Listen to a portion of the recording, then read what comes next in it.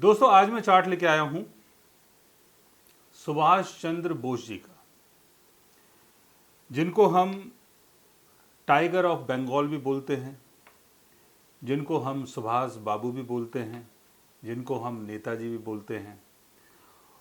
और सुभाष चंद्र बोस हिंदुस्तान के एक ऐसे सपूत थे जिन्होंने हिंदुस्तान की आज़ादी के लिए बहुत ज़्यादा स्ट्रगल किया, और उनके स्ट्रगल को कभी भी हिंदुस्तान भूल नहीं सकता, क्योंकि उनका स्ट्रगल ऐसा था कि ऐसा स्ट्रगल कोई नहीं कर सकता, ऐसी सोच किसी की नहीं हो सकती। जो उनके अंदर जज्बा था, जो उनके अंदर जोश था, जो उनके अंदर एक अपनी सूझबूझ थी, जो वो सोचते थे, जैसा सोचते थे ऐसा हर कोई इंसान नहीं सोच सकता। तो करते हैं सुभाष चंद्र जी की कुंडली की चर्चा। और इस कुंडली में सबसे पहली जो बात है वो ये है कि सुभाष चंद्र जी का जन्म जनवरी 23 को हुआ था 1897 में, कटक में, उड़ीसा में इनका जन्म हुआ था 1897 में। और उसके बाद फिर ये बंगाल आए, बंगाल के बाद फिर तमाम चीज़ें एक एक करके मैं आपको बताता हूँ। पहली बात तो ये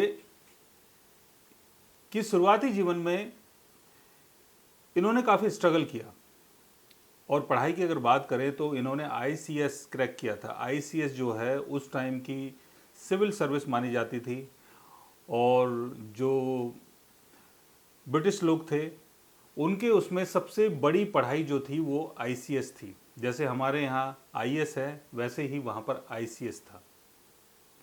तो उन्होंने आईसीएस क्रैक किया था, लेकिन उससे ज़्यादा बेनिफिट उन्होंने उठाया नहीं। उन्होंने सोचा कि मुझे अपने देश के लिए कुछ करना है, मुझे अपने समाज के लिए कुछ करना है, मुझे अपने भारत के लिए कुछ करना है, मुझे अपने लोगों के लिए कुछ करना है। फिर उन्होंने एक ही रास्ता चूज़ किया कि मुझे स्वतंत्रता सेनानी बनना है और अपने देश को आज़ादी दिलानी है।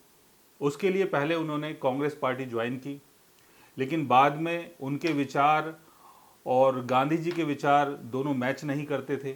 हालांकि दोनों चाहते थे कि देश को आज़ादी मिले, लेकिन एक दल जो था वो नरम था, एक दल जो था वो गर्म था।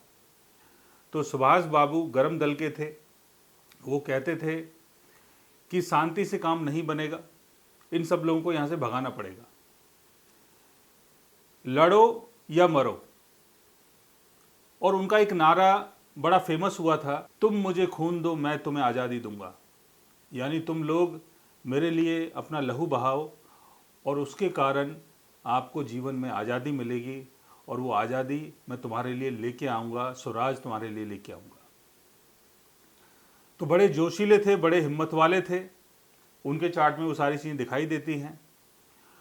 और जीवन भर उनका जो स्ट्रगल रहा है बहुत ही खतरनाक और बहुत ही अजीब रहा है। तो उसकी चर्चा करते हैं। तो ये जो कुंडली है ये मेष लगन की कुंडली है। मेष लगन का स्वामी होता है मंगल। मंगल बैठा है सेकंड हाउस में, वाणी के घर में।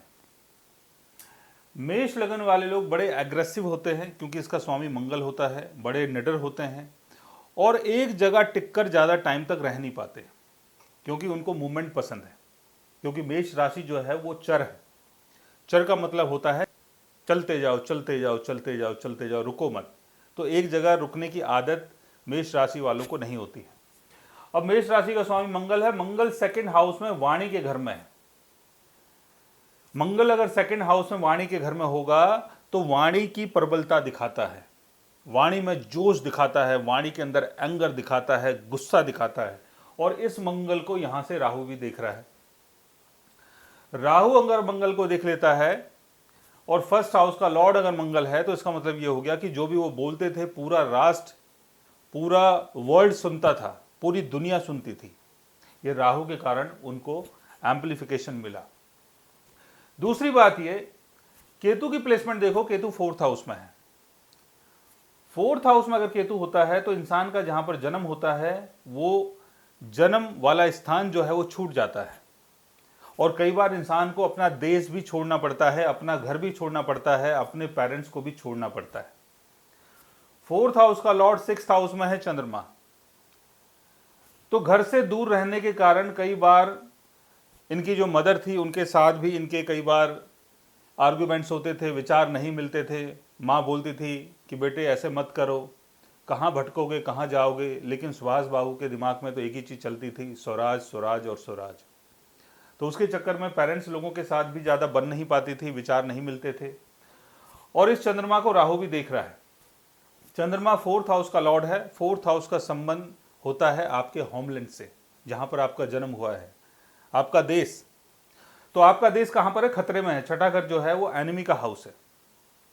तो कुंडली में सुख भंग योग भी बना, जिसके कारण इनको घर से बाहर रहना पड़ा, काफ़ी भटकना पड़ा, काफ़ी घूमना पड़ा। और ये योग ये दिखाता है कि जहाँ पर इनका जन्म हुआ था, वो जो राष्ट्र था उसको बहुत ज़्यादा परेशानी थी, बहुत ज़्यादा कष्ट था, और वो शत्रुओं से घिरा हुआ था। और इसको भी राहु देख रहा है, यानी इसके कारण एम्प्लीफिकेशन इसको मिला। तो हिंदुस्तान जब गुलाम था और अंग्रेजों की जब हुकूमत चल रही थी, तो उस चीज़ के बारे में भी पूरी दुनिया को पता था। अब यहां पर हम बात करते हैं शनि की। शनि इनका 8th हाउस में बैठा हुआ है। 8th हाउस का जो शनि होता है वो सर्वाइवल फियर देता है। सर्वाइवल फियर का मतलब हो गया, जैसे 8th हाउस का संबंध आपकी लॉन्जिविटी से है।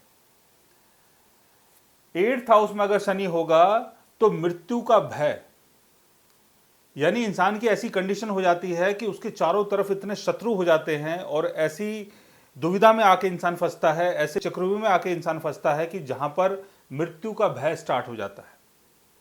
यानी यहां पर अपने आप को भी उनको बचाना था, क्योंकि उनके दुश्मन बहुत थे। अगर वो अपने आप को एक्सपोज कर देते पब्लिक के सामने, अगर वो फ्रीली घूम रहे होते, तो उनके लिए बहुत ज़्यादा परेशानी हो जाती।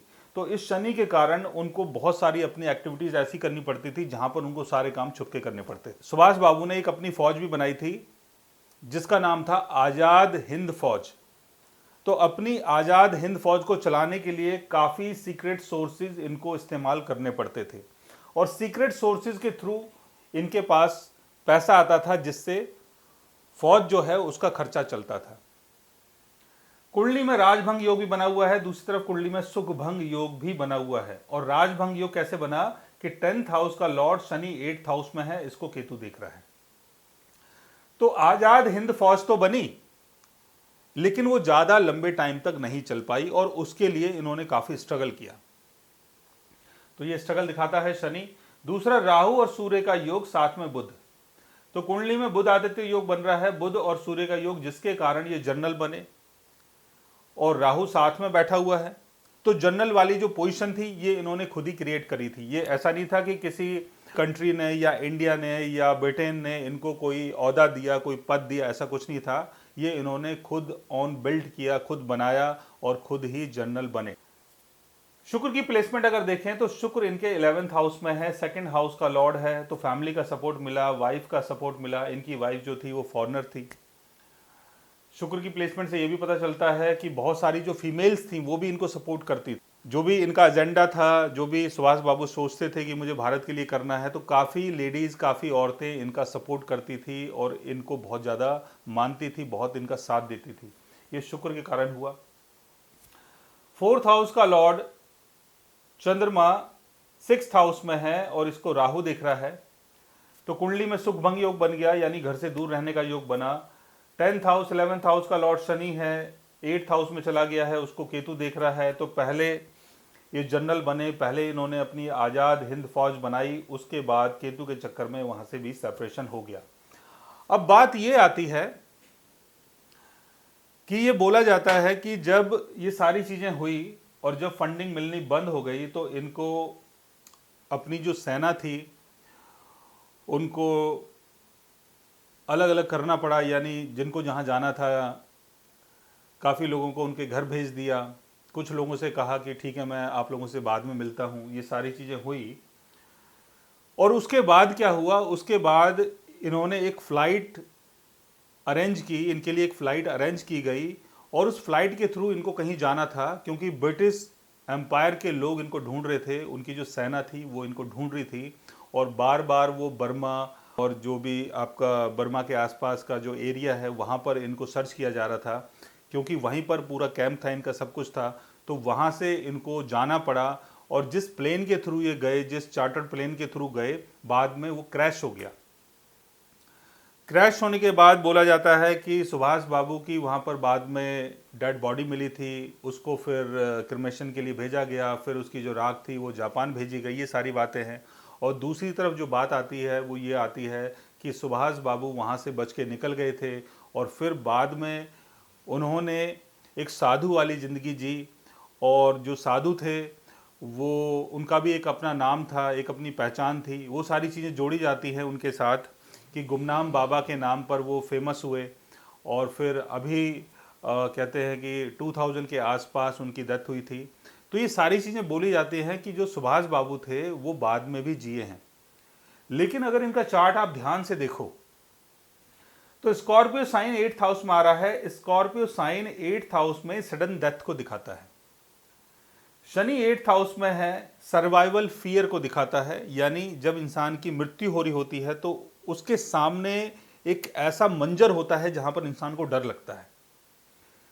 साथ में केतु का एस्पेक्ट मंगल के ऊपर है, यानी वृश्चिक राशि के ऊपर है, और मंगल की दृष्टि भी वृश्चिक राशि के ऊपर है। तो मंगल और केतु दोनों एक साथ देख रहे हैं। मंगल केतु दोनों अग्निकारक हैं। मंगल केतु दोनों 8th हाउस को एस्पेक्ट कर रहे हैं, और शनि 8th हाउस में बैठा हुआ है। तो इस योग के कारण ये पता चलता है कि जब उनका हवाई जहाज क्रैश हुआ था उसी दौरान सुभाष बाबू की मृत्यु हो गई थी, यानी वो शहीद हो गए थे। तो उसके बाद की जितनी बातें चलती हैं वो सारी बातें फेक हैं, क्योंकि कुंडली सारी चीज़ों को बता देती है। केतु की दृष्टि, मंगल की दृष्टि शनि 8th हाउस में है, तो वो मृत्यु की कंडीशन को दिखाता है, और मृत्यु की वजह दिखाता है कि मृत्यु की वजह क्या थी, उसकी कंडीशन क्या थी, उस टाइम का मंजर क्या था, सिचुएशन क्या था। तो उसके बाद की जितनी बातें हैं वो सारी बातें फेक हैं। और सुभाष बाबू के चार्ट से ये पता चलता है कि इनको कितना देशभक्ति का अपना जुनून था, अपने देश की आज़ादी के लिए कितना इन्होंने स्ट्रगल किया, अपना घर छोड़ा, अपना देश छोड़ा, और बाहर के लोगों के साथ अपने कॉन्टैक्ट्स बनाए ताकि अपने देश को आज़ादी मिल पाए। तो इनके स्ट्रगल को, इनके बलिदान को हिंदुस्तान, भारतवर्ष कभी भूल नहीं पाएगा। और ऐसे स्वतंत्रता सेनानी जो हैं वो कभी मरते नहीं हैं, अमर हो जाते हैं। सो गाइज, आज मैंने आपको बताया सुभाष चंद्र बोस के बारे में। अगर आप भी जानना चाहते हैं अपने बारे में तो उसके लिए आप हमारे चैनल को सब्सक्राइब कर सकते हैं। और अगर आप हमसे बात करना चाहें, कंसल्ट करना चाहें, पर्सनली हमसे मिलना चाहें, तो आप हमारी वेबसाइट के थ्रू, हमारे ऐप के थ्रू हमसे मिल भी सकते हैं, बात भी कर सकते हैं। और गाइज, आप हमसे कंसल्ट भी कर सकते हैं। So guys, take care, love you all and good bye.